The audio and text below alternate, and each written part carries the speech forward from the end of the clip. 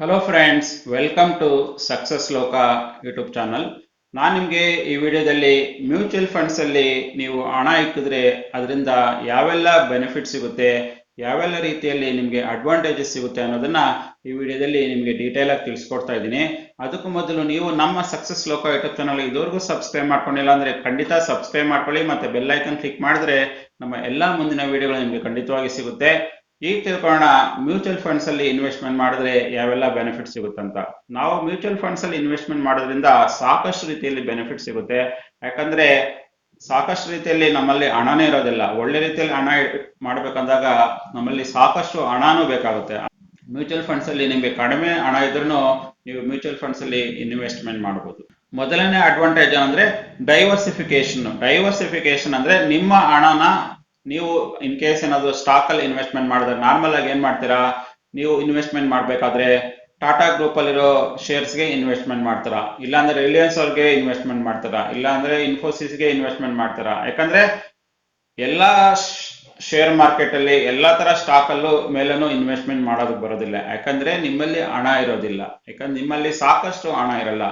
ಆದ್ರೆ ನೀವು mutual funds ಅಲ್ಲಿ ಆತರ ಮ್ಯೂಚುವಲ್ ಫಂಡ್ಸ್ ಅಲ್ಲಿ ಇನ್ವೆಸ್ಟ್ಮೆಂಟ್ ಮಾಡಬಹುದು. ಯಾಕಂದ್ರೆ ನಾವು ಯಾವ ತರ ಇನ್ವೆಸ್ಟ್ಮೆಂಟ್ ಮಾಡ್ತಿರೋ ಅದೇ ತರ ಸಾಕಷ್ಟು ಜನನು ಇನ್ವೆಸ್ಟ್ಮೆಂಟ್ ಮಾಡ್ತಾರೆ. ಆ ಹಣನ ಮ್ಯೂಚುವಲ್ ಫಂಡ್ಸ್ ಕಂಪ್ನಿಗಳವರು, ಅಸೆಟ್ ಮ್ಯಾನೇಜ್ಮೆಂಟ್ ಕಂಪ್ನಿಗಳವರು ಆ ಹಣನ ಒಳ್ಳೆ ರೀತಿ ಮ್ಯಾನೇಜ್ ಮಾಡಿ, ಒಳ್ಳೆ ಫಂಡ್ ಮ್ಯಾನೇಜರ್ ಇಟ್ಕೊಂಡು ಆ ಹಣನ ಒಳ್ಳೆ ರೀತಿ ಸ್ಟಾಕ್ಗಳ ಮೇಲೆ ಇನ್ವೆಸ್ಟ್ಮೆಂಟ್ ಮಾಡಿ, ಒಳ್ಳೆ ರೀತಿ ಸೆಕ್ಯೂರಿಟಿಗಳ ಮೇಲೆ ಇನ್ವೆಸ್ಟ್ಮೆಂಟ್ ಮಾಡಿ ಒಳ್ಳೆ ರಿಟರ್ನ್ಸ್ ಕೊಡೋ ಹಾಗೆ ಮಾಡ್ತಾರೆ. ಮ್ಯೂಚುವಲ್ ಫಂಡ್ ಕಂಪ್ನಿಗಳವರು ನಿಮ್ಮ ಹಣನ ಒಂದೇ ಸ್ಟಾಕ್ ಅಲ್ಲಿ ಇನ್ವೆಸ್ಟ್ಮೆಂಟ್ ಮಾಡಲ್ಲ, ಎಲ್ಲಾ ತರ ಸ್ಟಾಕ್ಸ್ ಮೇಲೆ ಇನ್ವೆಸ್ಟ್ಮೆಂಟ್ ಮಾಡಿದಾಗ ರಿಸ್ಕ್ ಕಡಿಮೆ ಇರುತ್ತೆ. ಮತ್ತೆ ನಿಮ್ಮ ಹಣನು ಸಾಕಷ್ಟು ರೀತಿ ಸಾಕಷ್ಟು ರೀತಿಯಲ್ಲಿ ಡೈವರ್ಸಿಫೈಡ್ ಆದಾಗ ನಿಮ್ಗೆ ರಿಟರ್ನ್ಸ್ ಒಳ್ಳೆ ರೀತಿಯಲ್ಲಿ ಪಾಸಿಟಿವ್ ಆಗಿರುತ್ತೆ. ಎರಡನೇ ಅಡ್ವಾಂಟೇಜ್ ಏನಂದ್ರೆ, ಇಲ್ಲಿ ಏನಾಗುತ್ತೆ ಅಂದ್ರೆ ನಾವು ಏನು ಕೊಟ್ಟಿರ್ತೀವೋ ಇನ್ವೆಸ್ಟರ್ಸ್ ಎಲ್ಲ ನಾವು ಏನು ಇನ್ವೆಸ್ಟ್ಮೆಂಟ್ ಮಾಡ್ತೀವೋ ಹಣನ ಅಸೆಟ್ ಮ್ಯಾನೇಜ್ಮೆಂಟ್ ಕಂಪ್ನಿಗಳವರು AMCಗಳವರು ಏನ್ ಮಾಡ್ತಾರೆ ಅಂದ್ರೆ ಆ ಹಣನ ಎತ್ಕೊಂಡು ಒಳ್ಳೆ ಫಂಡ್ ಮ್ಯಾನೇಜರ್ನ ಹುಡ್ಕೊಳ್ತಾರೆ. ಫಂಡ್ ಮ್ಯಾನೇಜರ್ಗೆ ಸಾಕಷ್ಟು ರೀತಿಯಲ್ಲಿ ಸಪೋರ್ಟಿಂಗ್ ಟೀಮ್ನು ಅವರು ಪ್ರೊವೈಡ್ ಮಾಡಿರ್ತಾರೆ, ಎಲ್ಲಾ ತರ ಟೀಮ್ನು ಪ್ರೊವೈಡ್ ಮಾಡಿರ್ತಾರೆ. ಒಳ್ಳೆ ಸಾಫ್ಟ್ವೇರ್ಗಳು ಯೂಸ್ ಮಾಡ್ತಾರೆ, ಒಳ್ಳೆ ಟೆಕ್ನಾಲಜಿ ಯೂಸ್ ಮಾಡ್ತಾರೆ, ಒಳ್ಳೆ ಇನ್ಫ್ರಾಸ್ಟ್ರಕ್ಚರ್ ಯೂಸ್ ಮಾಡ್ತಾರೆ, ಪ್ರತಿಯೊಂದು ಅನಾಲಿಸಿಸ್ ಮಾಡ್ತಾರೆ. ಎಲ್ಲಾ ರೀತಿ ಅನಾಲಿಸಿಸ್ ಮಾಡಿ ಎಲ್ಲಾ ತರ ಅನಾಲಿಸಿಸ್ ಆಗೋದ್ಮೇಲೆ ನಮ್ಮ ಹಣನ ಒಳ್ಳೆ ರೀತಿಯಲ್ಲಿ ಇನ್ವೆಸ್ಟ್ಮೆಂಟ್ ಮಾಡ್ತಾರೆ.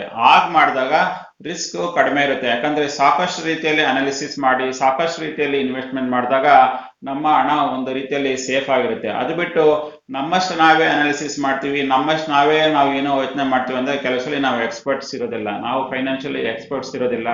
ಆಗ ಇನ್ನೊಬ್ಬರ ಮೇಲೆ ಡಿಪೆಂಡ್ ಆಗ್ಬೇಕಾಗುತ್ತೆ. ಇಲ್ಲಿ ಮ್ಯೂಚುವಲ್ ಫಂಡ್ಸ್ ಅಲ್ಲಿ ಆ ಪ್ರಾಬ್ಲಮ್ ಇರೋದಿಲ್ಲ. ಅದಕ್ಕೆ ಫಂಡ್ ಮ್ಯಾನೇಜರ್ಸ್ ಇರ್ತಾರೆ, ಅವರದೇ ಟೀಮ್ ಇರ್ತದೆ, ಅವರೇ ಒಳ್ಳೆ ರೀತಿಯಲ್ಲಿ ಅನಾಲಿಸಿಸ್ ಮಾಡ್ತಾರೆ. ಎಲ್ಲ ರೀತಿ ಅನಾಲಿಸಿಸ್ ಮಾಡಿ ಒಳ್ಳೆ ಕಡೆ ಮ್ಯೂಚುವಲ್ ಫಂಡ್ಸ್ ಅಲ್ಲಿ ಹಣ ಹಾಕಿದಾಗ ನಿಮ್ಗೆ ಒಳ್ಳೆ ರೀತಿ ಬೆನಿಫಿಟ್ ಸಿಗುತ್ತೆ. ಮೂರನೇ ಬೆನಿಫಿಟ್ ಏನಂದ್ರೆ ಆಫರ್ಡಬಿಲಿಟಿ. ಏನಾಗ್ಬಿಡುತ್ತೆ ಅಂದ್ರೆ, ಈಗ ನಾನು ಆಗ್ಲೇ ಹೇಳ್ದಾಗೆ ನಮ್ಮ ಹತ್ರ ಹಣ 50,000 ರೂಪಾಯಿ ಅನ್ಕೊಳ್ಳಿ, ನಮ್ಮ ಹತ್ರ ಹಣನ 50,000 ರೂಪಾಯಿನ ನಾವು ಇನ್ವೆಸ್ಟ್ಮೆಂಟ್ ಮಾಡ್ಬೋದು. ಅಂದ್ರೆ ಇನ್ಫೋಸಿಸ್ ಅಲ್ಲಿ ಎಷ್ಟು ಶೇರ್ ತಗೊಳ್ಬೋದು, TCS ಅಲ್ಲಿ ಎಷ್ಟು ಶೇರ್ ತಗೊಳ್ಬೋದು. ನಾವು ಸಾಕಷ್ಟು ದೊಡ್ಡ ಮಟ್ಟದಲ್ಲಿ ಏನು ಶೇರ್ಸ್ ತಗೊಳಕ್ಕಾಗಲ್ಲ. ಆದ್ರಿಂದ ಏನ್ ಮಾಡ್ತೀವಿ, ನಾರ್ಮಲ್ ಆಗಿ ಇನ್ಫೋಸಿಸ್ ಅಲ್ಲಿ ಮಾತ್ರ ಇನ್ವೆಸ್ಟ್ಮೆಂಟ್ ಮಾಡ್ತೀವಿ, ಇಲ್ಲಾಂದ್ರೆ TCS ಅಲ್ಲಿ ಮಾತ್ರ ಇನ್ವೆಸ್ಟ್ಮೆಂಟ್ ಮಾಡ್ತೀವಿ, ಇಲ್ಲಾಂದ್ರೆ ಯಾವ್ದೋ ಸ್ಟಾಕ್ ಅಲ್ಲಿ ಬ್ಯಾಂಕಿಂಗ್ ಸ್ಟಾಕ್ಸ್ ಅಲ್ಲಿ ಇನ್ವೆಸ್ಟ್ ಮಾಡ್ಬಿಡ್ತೀವಿ. ಒಂದೇ ಕಡೆನೇ ರಿಸ್ಕ್ ಇರುತ್ತೆ. ಯಾಕಂದ್ರೆ ನಮ್ಮಲ್ಲಿ ಸಾಕಷ್ಟು ದೊಡ್ಡ ಮಟ್ಟದ ಹಣ ಇರೋದಿಲ್ಲ. ನಮ್ಮ ಹಣನ ಎಲ್ಲಾ ಸ್ಟಾಕ್ಗಳ ಮೇಲೆನೂ ಇನ್ವೆಸ್ಟ್ಮೆಂಟ್ ಮಾಡೋದು. ನಾಳೆ ಇನ್ಫೋಸಿಸ್ ಮೇಲೆ ಹೋದ್ರೆ ನಿಮ್ಗೆ ಲಾಭ ಬರ್ಬೋದು, ಇನ್ಫೋಸಿಸ್ ಇಮಿಡಿಯೇಟ್ ಆಗಿ ಕೊಲಾಪ್ಸ್ ಆದ್ರೂ ನಿಮ್ಗೆ ಹಣ ಕಂಪ್ಲೀಟ್ ಆಗಿ ಲಾಸ್ ಆಗುತ್ತೆ. ಮ್ಯೂಚುವಲ್ ಫಂಡ್ಸ್ ಅಲ್ಲಿ ನಿಮ್ಮಲ್ಲಿ 50,000 ರೂಪಾಯಿ ಇದನ್ನು ನೀವು ಒಳ್ಳೆ ರೀತಿಯಲ್ಲಿ ಇನ್ವೆಸ್ಟ್ಮೆಂಟ್ ಮಾಡ್ಬೋದು, ಒಳ್ಳೆ ರೀತಿ ನಿಮ್ಮ ಹಣನ ಡೈವರ್ಸಿಫೈ ಮಾಡ್ಬೋದು. ಆಗ್ಲೇ ಹೇಳಿದಾಗೆ ಅದಕ್ಕೆ ಮ್ಯಾನೇಜರ್ಸ್ ಇರ್ತಾರೆ, ಮತ್ತೆ ಆ ಹಣನ ಡಿಫ್ರೆಂಟ್ ಸ್ಟಾಕ್ ಮಾರ್ಕೆಟ್ ಅಲ್ಲಿ ಡಿಫ್ರೆಂಟ್ ಸೆಕ್ಯೂರಿಟೀಸ್ ಅಲ್ಲೂ ಹಣನ ಈಸಿಯಾಗಿ ಇನ್ವೆಸ್ಟ್ಮೆಂಟ್ ಮಾಡಿ ನಿಮ್ಗೆ ಹಣ ಈಸಿಯಾಗಿ ಸಿಗುತ್ತೆ. ಇಲ್ಲಿ ಮಿನಿಮಮ್ 500 ರೂಪಾಯಿ ಇದ್ರೆ ಸಾಕು. ನೀವು ಪ್ರತಿ ತಿಂಗಳು 500 ರೂಪಾಯಿ ಇದ್ರೂ ಕೂಡ ಮ್ಯೂಚುವಲ್ ಫಂಡ್ಸ್ ಅಲ್ಲಿ ಇನ್ವೆಸ್ಟ್ಮೆಂಟ್ ಮಾಡ್ಬೋದು ನೀವು ಸಿಸ್ಟಮ್ಯಾಟಿಕ್ ಇನ್ವೆಸ್ಟ್ಮೆಂಟ್ ಪ್ಲಾನ್ ಅಲ್ಲಿ ಇನ್ವೆಸ್ಟ್ಮೆಂಟ್ ಮಾಡಿದಾಗ. ಆದ್ರಿಂದ ಮ್ಯೂಚುವಲ್ ಫಂಡ್ ಅಲ್ಲಿ ಇನ್ವೆಸ್ಟ್ಮೆಂಟ್ ಮಾಡೋದಕ್ಕೆ ನಿಮ್ಗೆ ಈಸಿಯಾಗಿ ಆಫರ್ಡಬಿಲಿಟಿ ಇರುತ್ತೆ. ಈಸಿಯಾಗಿ ನೀವು ಇನ್ವೆಸ್ಟ್ಮೆಂಟ್ ಮಾಡಿ ಹಣ ಈಸಿಯಾಗಿ ಮಾಡ್ಕೊಳ್ಬಹುದು. ಈಗ ಫಾರ್ ಎಕ್ಸಾಂಪಲ್ ನಮ್ಮ ಫೈನಾನ್ಷಿಯಲ್ ಗೋಲ್ ಏನಂದ್ರೆ, ನಾವು ಒಂದು ಕಾರ್ ತಗೊಳ್ಬೇಕು ಅನ್ಕೊಳ್ಳಿ. ನಾವು ಕಾರ್ ತಗೊಳ್ಬೇಕಂದಾಗ ನೀವು ಈಸಿಯಾಗಿ ಸಿಸ್ಟಮ್ಯಾಟಿಕ್ ಇನ್ವೆಸ್ಟ್ಮೆಂಟ್ ಪ್ಲಾನ್ ಅಲ್ಲಿ ಪ್ರತಿ ತಿಂಗಳು ಒಂದು 2,000ನೋ 5,000ನೋ ನೀವು ಇನ್ವೆಸ್ಟ್ಮೆಂಟ್ ಮಾಡ್ಕೊಂಡು ಹೋಗ್ತಾ ಇದ್ರೆ ಈಸಿಯಾಗಿ ಒಂದು 2 ವರ್ಷಕ್ಕೋ 3 ವರ್ಷಕ್ಕೋ ನೀವು ಈಸಿಯಾಗಿ ಒಳ್ಳೆ ರೀತಿಯಲ್ಲಿ ರಿಟರ್ನ್ ತಗೊಳ್ಬೋದು. ಮತ್ತೆ ನಿಮ್ಮ ಫೈನಾನ್ಷಿಯಲ್ ಗೋಲ್ನು ನೀವು ಈಸಿಯಾಗಿ ಅಚೀವ್ಮೆಂಟ್ ಮಾಡ್ಕೊಳ್ಬೋದು ನೀವು ಮ್ಯೂಚುವಲ್ ಫಂಡ್ ಅಲ್ಲಿ ಇನ್ವೆಸ್ಟ್ಮೆಂಟ್ ಮಾಡ್ಕೊಂಡು ಹೋಗ್ತಾ ಇದ್ರಿ. ಅದೇ ರೀತಿಯಲ್ಲಿ ನಿಮ್ಗೆ ಮ್ಯೂಚುವಲ್ ಫಂಡ್ಸ್ ಅಲ್ಲಿ ಇನ್ವೆಸ್ಟ್ಮೆಂಟ್ ಮಾಡಿದ್ರು ನಿಮ್ಗೆ ಯಾವಾಗ ಬೇಕಾದ್ರೂ ಹಣ ಈಸಿಯಾಗಿ ಸಿಗುತ್ತೆ. ನೀವು ಓಪನ್ ಎಂಡೆಡ್ ಮ್ಯೂಚುವಲ್ ಫಂಡ್ಸ್ ಅಲ್ಲಿ ನೀವು ಇನ್ವೆಸ್ಟ್ಮೆಂಟ್ ಮಾಡಿದ್ರೆ ನಿಮ್ಮ ಹಣನ ನೀವು ಯಾವಾಗ ಬೇಕಾದ್ರೂ ವಿತ್ಡ್ರಾ ಮಾಡ್ಕೊಳ್ಬಹುದು. ಇದು ಒಳ್ಳೆ ರೀತಿ ಬೆನಿಫಿಟ್ ಸಿಗುತ್ತೆ ನಿಮ್ಗೆ. ನಿಮ್ಮ ಹಣ ಈಸಿಯಾಗಿ ಲಿಕ್ವಿಡೇಟ್ ಆಗುತ್ತೆ, ಈಸಿಯಾಗಿ ನಿಮ್ಗೆ ಕ್ಯಾಶ್ ಸಿಗೋ ಹಾಗೆ ಆಗುತ್ತೆ ನೀವು ಓಪನ್ ಎಂಡೆಡ್ ಮ್ಯೂಚುವಲ್ ಫಂಡ್ಸ್ ಅಲ್ಲಿ ಇನ್ವೆಸ್ಟ್ಮೆಂಟ್ ಮಾಡಿದಾಗ. ಅದೇ ರೀತಿ ನಿಮ್ಗೆ ಮ್ಯೂಚುವಲ್ ಫಂಡ್ ಅಲ್ಲಿ ಇನ್ವೆಸ್ಟ್ಮೆಂಟ್ ಮಾಡಿದಾಗ, especially equity linked saving scheme ಅಲ್ಲಿ ಇನ್ವೆಸ್ಟ್ಮೆಂಟ್ ಮಾಡಿದ್ರೆ ನಿಮ್ಗೆ ಸಾಕಷ್ಟು ರೀತಿಯಲ್ಲಿ ಟ್ಯಾಕ್ಸ್ ಎಕ್ಸೆಂಪ್ಷನ್ ಸಿಗುತ್ತೆ. ಸೆಕ್ಷನ್ 80C ಯಲ್ಲೂ ಮ್ಯೂಚುವಲ್ ಫಂಡ್ಸ್ಗಳು ವೆಲ್ ರೆಗ್ಯುಲೇಟೆಡ್ ಆಗಿರುತ್ತೆ. ಯಾಕಂದ್ರೆ ಮ್ಯೂಚುವಲ್ ಫಂಡ್ಸ್ ಕಂಪ್ನಿಗಳನ್ನ ರೆಗ್ಯುಲೇಟ್ ಮಾಡೋದು ಸೆಬಿ ಅಂದ್ಬಿಟ್ಟು, securities and exchange board of India, SEBI ಅವರು ಈ ಎಲ್ಲಾ ಮ್ಯೂಚುವಲ್ ಫಂಡ್ಗಳನ್ನು ರೆಗ್ಯುಲೇಟ್ ಮಾಡ್ತಾರೆ. ಮತ್ತೆ ಅವರು ಕ್ಲಿಯರ್ ಆಗಿ ಇನ್ಸ್ಟ್ರಕ್ಷನ್ಸ್ ಕೊಡ್ತಾರೆ, ಎಲ್ಲಾ ಪ್ರೋಸೆಸ್ ಕೊಡ್ತಾರೆ, ಎಲ್ಲಾ ಪಾಲಿಸೀಸ್ ಕೊಡ್ತಾರೆ.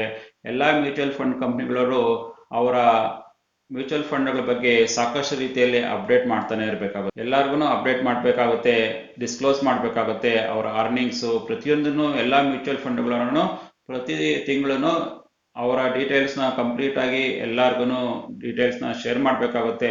ಆಗ ಸಾಕಷ್ಟು ರೀತಿಯಲ್ಲಿ ಒಳ್ಳೆ ರೀತಿ ಟ್ರಾನ್ಸ್ಪರೆನ್ಸಿ ಇರುತ್ತೆ. ಇದರಿಂದ ಸಾಕಷ್ಟು ಪ್ರೊಟೆಕ್ಷನ್ ಸಿಗುತ್ತೆ ಇನ್ವೆಸ್ಟರ್ಸ್ಗಳಿಗೆ.